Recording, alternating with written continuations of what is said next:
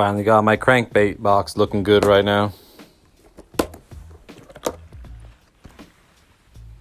Got my smaller square bills in here. A little bit deeper diving ones in here. Some flat-sided square bills down in there. Shallow divers, little mid divers, a little bit deeper divers. What's up, fishing fam? Welcome back to another episode. I'm your host, Cali Bass Kid, and on this channel, we fish SoCal for straight bass, LMBs, largemouth bass, if you guys don't know what I'm talking about. But today I'm headed over to Lake Balboa like always. It's one of my favorite lakes out here to fish. It's in Van Nuys, California. If you guys don't know where it is, if you guys want to come out and fish, go ahead. It's pretty good bass fishing, not a lot of big fish. Pretty slow this time of year though in the winter time. I'm heading out today. It's about 12 o'clock. I'm waiting for the water to heat up a little bit. Today I'm only going to be throwing crankbaits. I don't know if you guys fish crankbaits in the winter time, but it's one of my favorite things to do.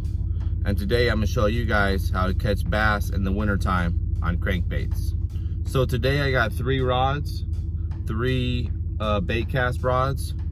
I got 2 medium diving crankbaits and 1 square bill. I got the square bill for shallow water.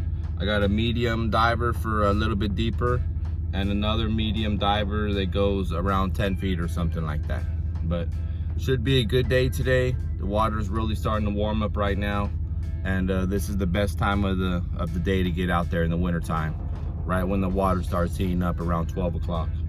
Stay till the end of the video, guys, and I'll let you guys know all the rods, the reels, and the baits that I was using. And don't forget to subscribe. And there we go, guys. Beat the skunk with the little one. Out here in about 7 feet of water. I got my fish finder down here, this little small one. And as you can see, I've been locating a lot of fish down there in about 7 feet of water. There goes some just by under my boat right now. But just got this little guy. I've been out here, about 2 hours now. And I've been seeing a lot of activity in this cove, so I'm just gonna keep casting around, but beat the skunk today at least. There it is right there, guys. Little guy, but better than nothing. It's a super tough day out here today.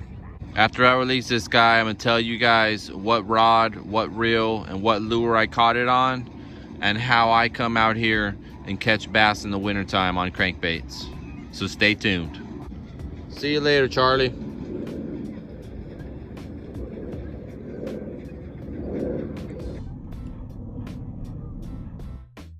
All right, guys, I made it back home. I'm in my garage now. But I'm gonna give you guys a little recap, and then I'm gonna let you guys know what I caught the fish on today. So I started off using my fish finder. Usually I don't use it very much. I only use it in the fall and in the winter time. It just helps me locate the fish and the bait fish. So today I headed out towards the middle of the lake in my kayak. I found some fish in that 6 to 8 foot depth range. So I started throwing my crankbait around that would hit that depth. And it took about 2 hours to get the first bite and the first fish.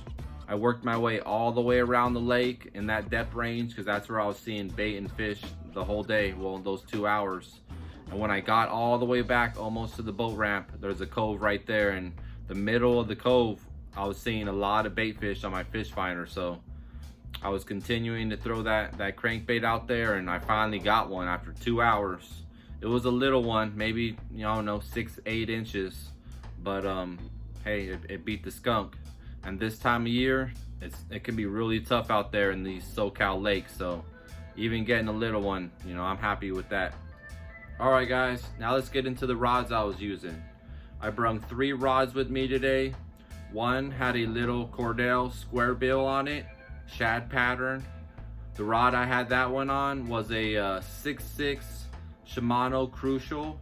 It was a medium action with a fast tip. It had 60-pound braid on it with a 10-pound copolymer leader. The next rod had a Bass Pro Shop mid-diving crankbait on it, shad pattern. The rod on that one was a Daiwa Fuego 6'6" medium action with a fast tip. The reel on that one was a Migo You can get them on the Wish app. They're like green and black. And it had a 9-to-1 gear ratio on that one. That first reel that I just told you about with the small little square bill, that one had a 6-to-1 gear ratio on it. Now back to the medium diving crankbait rod. The reel on that one was the Migo, like I was saying. It had 60-pound braid with a 10-pound leader on it, 10-pound copolymer leader. The third rod that I brung had a Norms deep diving crankbait on it. The reel was the same, the Migo 9-to-1 gear ratio. The rod was a Daiwa Fuego, medium heavy with a fast action. You can see all those rods had a fast action, because when you hook those fish, you want to keep them pinned. You don't want that rod to unload and straighten out. You want to keep that rod bent so it always keeps those hooks, you know, stuck in their mouth. Once you get that rod to open up, those hooks can pop right on out. So you want to get a rod with a medium action and keep that bow in the rod the whole time when you reel it in. That'll keep those hooks in there buried. Well, that's it for the video, guys. I hope you liked this video. I hope you learned a little bit. Thank you guys for watching. I really appreciate it. If you're new to the channel, please hit that subscribe button. And I'll catch you guys in 2020. Peace out.